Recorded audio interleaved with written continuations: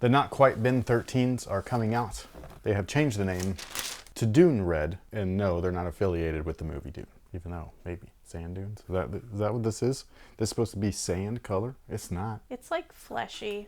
I don't like it. It is fleshy. It looks like the palm of my hand. That's gross.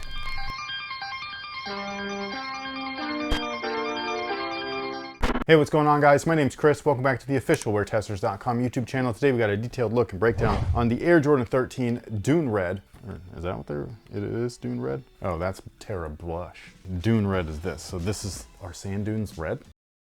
We're gonna just roll with it. It is what it is. And just in case you were wondering, this is the box that they come in. Not a special box, surprisingly. I guess they couldn't come up with a cool looking matching one, you know what I mean? So instead it comes with what the Air Jordan 13 originally came in, which is this style box right here. And when this colorway was first announced and the mock-ups and things like that were first unveiled, a lot of people were like, oh, they're coming out with the bin 13s. The bin series was really cool, by the way. I didn't love every model. In fact, I don't think I liked most of them, but I did really like the 13s. And what those were a really expensive premium edition of the Air Jordan line, and there wasn't even a lot of them. Like there was like the two. Was there a bin 3? I don't even remember. I don't know. I know that there was a bin 5. There's a bin 8, I think. And wrong. Or maybe it was a 7. Yep.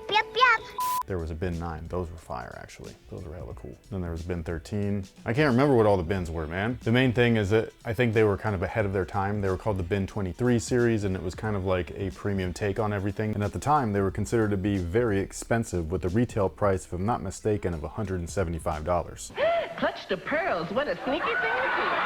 And yes, I said retail, which I know doesn't seem as expensive anymore, since retail price for just regular GRs average to about $200 a piece nowadays. Granted, this was before the reseller boom, so when you look at that and think about it, it's not really that expensive anymore as far as like what people have been spending on their sneakers as of late. That's one of the things that I always think is funny. When shoes sell out and then they resell for a lot of money, people buy them. You don't hear people complaining about the retail or resale price of Travis Scott's. They think that that's like a trophy piece, like, hey, I got some Travis Scott's, you know what I'm saying? And then you see them complain though then about the retail price. So obviously there's two different customers. I just find it odd because it's all within the same sphere, you know what I mean? Like we're in the same Venn diagram. But I think that those releases, again, were ahead of their time. On top of all of that, they were really highly elevated versions of Air Jordans. So like the materials on them were like some of the best. They came in crazy dust bags, really cool boxes, even though they were really plain. They had a wax seal on the shoe, like what you would do like with an old school envelope. It was some dope shit.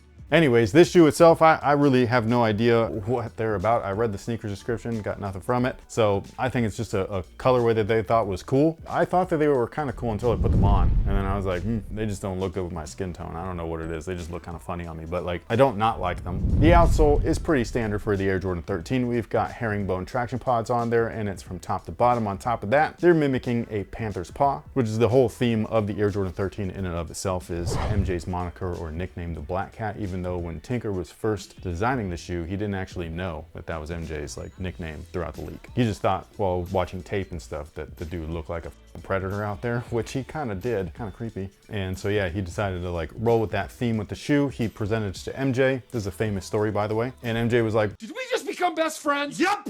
But either way, this is one of my favorite Air Jordan 13s to play basketball in. Even to this day, I will like go through breaking in a pair of these because it's totally worth it. But what you have here is just really wide-based stability and everything with the outsole. So all of these little pods right here act as giant outriggers. It's not necessarily something that's going to prevent ankle injuries or anything, but as far as stability is concerned, it's nice and wide set. So you're gonna get lots of underfoot stability right from the get-go. The only thing to watch out for is that these back two pods, they are full-on rubber. So if you heel strike, it's definitely going to be felt and stuff like that until you start to get used to playing in something with so much rubber in the back. Now, right in between the outsole and the midsole is a carbon fiber shank plate. This one right here was greatly reduced compared to the previous two models, the Air Jordan 11 and 12. So not quite a spring plate, but more just a isolated torsion system. Then moving on up, we have a Phylon midsole. It's wrapped in synthetic suede. You guys already know, but this is one of my favorite things about the 13s. They just look so elegant. I love when they wrapped midsoles like this, like the Air Penny 4s. Awesome.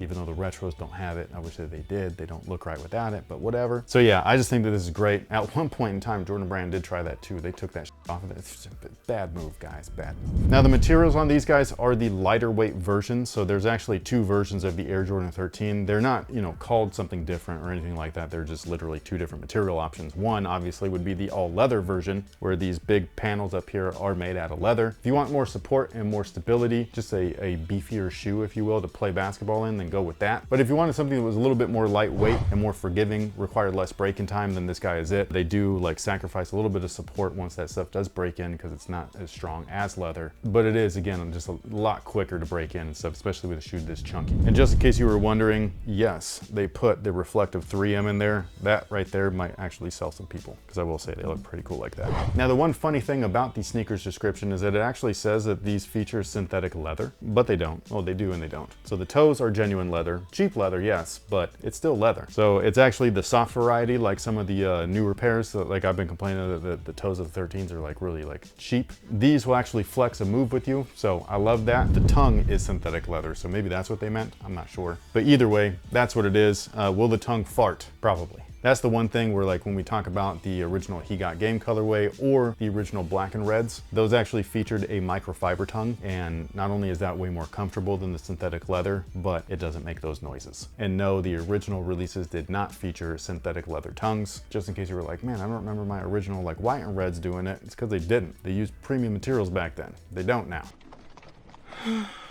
I got a little carried away there and I fast forwarded through the cushion section, my apologies. So just in case you were wondering what was inside of that lightweight Phylon midsole, it looks just like this. You got a heel and forefoot Zoom Air unit, and yes, comfortable as I love it. And then they give you an actual dream cell. Not that that's great or anything, but better than the fake dream cell, so I'll give it that. And then my favorite feature of the shoe itself is actually right here in the back collar. It's the cat's eye, or the hologram, if you will. I just love this. Now, as far as fit is concerned, you can do one of 2 things. You can go true to size, you'll be good to go. If you wanted a super snug fit, you can go down half a size. Most people will be good going true to size. They should be fine. And if you're interested in this release, they'll be available locally here in the Sacramento area over at Phenom. They're located in the Doco Shopping Center. And if you haven't yet, you can either do one of 2 things. You can check them out online, links down below in the description, or you can follow them on social media, and that's where they let you guys know what their release procedure is going to be like. First come, first serve, raffle, yada, yada, yada. And with that being said, what do we have for today's question of the day? I sure hope it's a good one, because that last one was awesome. Oh. It's not as good, man.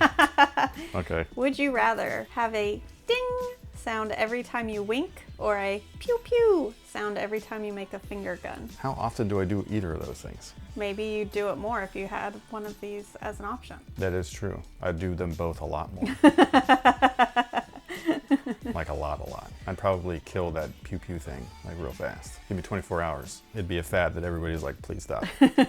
So would you. Oh, I would be finger guns all day. I would choose the finger guns just because it's fun. You know what I mean? Because like, I don't want to, some people can't wink. You know what I mean? Like Rihanna? I guess, but yeah, like some people can't wink and stuff, so like maybe your wink game sucks, and so like everybody can do that, you know? Plus like you can Peter Parker that. So yeah, I'd go with that. That's a random ass question. You're welcome. But anyways, sound off below and let us know what you would do. Wink or pew pew or whatever, right? Is that what it was? It technically says pow pow, but I would definitely have it be like a pew pew. So that's the thing, like what is the sound? You know the traditional like ping when you I know wink. that sound, the ding. Yes. Yeah. But then I hear a pew pew. I mean, if it's that sound, then I'm definitely going with the finger guns, just because that would be funny as Do you imagine like running up on somebody and just like behind them, or like running by somebody real quick? Like, what if that was your running stance? Sometimes it is. When I'm really into a song, you'll see all of a sudden I break out the finger guns. Oh, okay, that's weird. Fun fact. But sound off below, let us know what you think about the question of the day. And also, what do you think about these in the comment section? Do you think these hold a candle to the Bin 13s? I personally don't. I think that shoe is just way cooler looking. But is this a nice consolation prize? I don't know. I will say that 3M, it almost got me. They did look really cool like that. I can't even lie. But I'd love to know your guys' thoughts. Sound off below in the comment section. We'd love to hear from you guys. Thank you so much for hanging out with us and spending your time with us. We really do appreciate you. We will catch you on the next one. So until then, y'all have a good one.